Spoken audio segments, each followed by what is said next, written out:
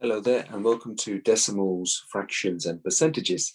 So decimals, fractions, and percentages are different ways of showing the same value. So converting between decimals, fractions, and percentages is pretty straightforward, and we can see this from this diagram in front of us.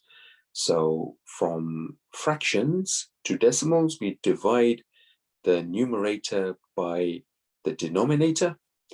And then from decimals to percents or percentages, we multiply by 100 or divide by 100, depending on which way we're going.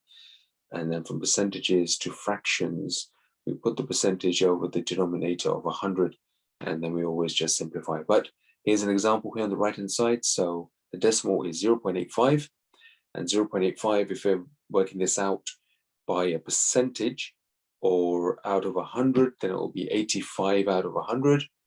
And then if you keep on simplifying 85 over 100 until you cannot simplify anymore, then you end up with 17 over 20 as our simplified answer.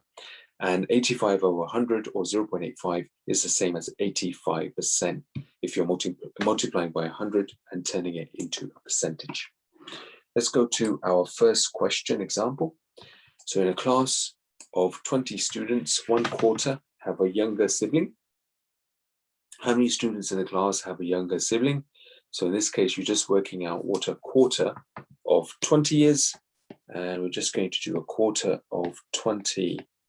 We just divide the main number by the bottom number and then multiply by the top number. So 20 divided by 4 is going to be 5, and 5 times 1 is 5. Okay, or you can just do 20 divided by 4, and that will give you the answer 5. So good luck with the rest of these fractions, decimals, and percentage questions. Thank you.